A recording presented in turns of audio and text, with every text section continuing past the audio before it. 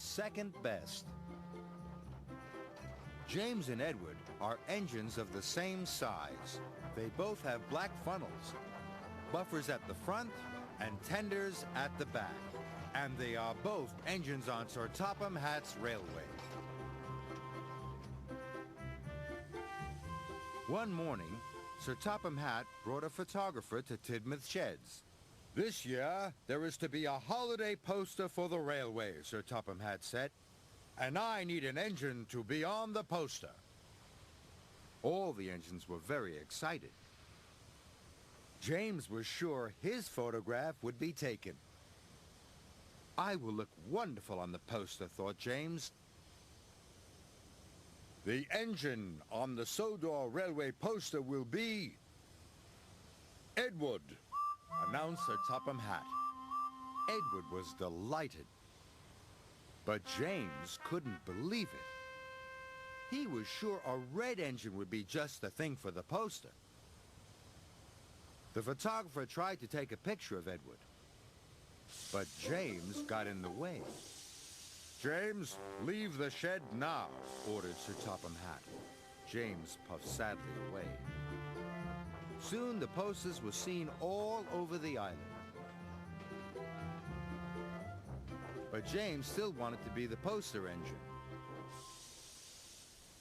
"I wonder why Edward was chosen instead of me," James puffed. "Because," huffed Henry, "Edward is always gentle with his freight cars. And he doesn't mind doing the dirty jobs," puffed Percy. "And he's always on time," chuffed Thomas. James was cross. "I can do all those things too," pouted James. "I'll show you that I'm good enough to be on the poster." And he chuffed away. The next day, Edward and Thomas were working in the yard. Edward shunted his freight cars softly and smoothly. When James arrived, he shunted his freight cars softly and smoothly too. "See, I can be gentle just like Edward," puffed James. "I am good enough to be on a poster." "Edward finished a long time ago," teased Thomas. "He's already delivered his coal. That's why he's the poster engine." James wanted to be as good as Edward, so he raced off to collect his coal cars. James delivered dirty coal cars all afternoon. He became greasy, grimy, and grubby. And his bright, shiny red coat was soon covered in coal dust. "See," puffed James, "I can get just as dirty as Edward. I am good enough to be on a poster." But James was so dirty it took a long time to get him clean. James was soaked and scrubbed. They even brushed behind his buffers. "Your gentle shunting and getting dirty has made you late for your passengers," puffed Percy cheekily. "Edward is always on time. That's why he's the poster engine." Then James had an idea. "If I take Gordon's express line instead of the branch line," he thought, "I will arrive before Edward and collect my passengers first. That will show everyone I'm good enough to be on a poster." So James puffed onto Gordon's line. Then he raced across the countryside. James rattled over bridges and clattered through tunnels. He really wanted to get in front of Edward. James puffed back onto Edward's line. "It worked," laughed James. "I'm first." Suddenly, the signal turned red. James applied his brakes and screeched to a halt.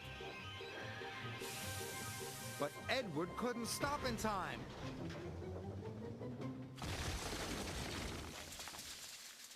"Sorry," puffed Edward. "I didn't have time to stop." "Don't worry," moaned James. "It was my fault for pushing in." You're finally in a poster, chuckled Thomas.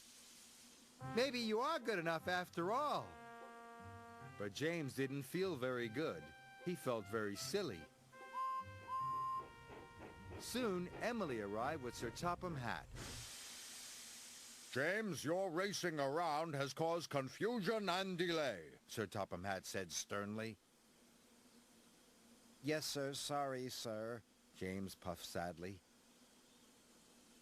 Edward, your cylinder has been damaged.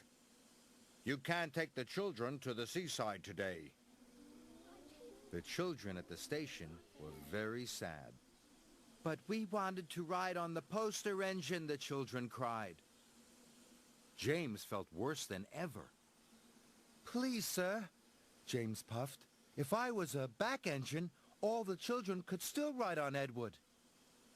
What a wonderful idea, said Sir Topham Hatt. Edward and his passenger cars were very heavy, but James pushed them slowly to the seaside. His pistons pumped and his axles ached, but James pressed on.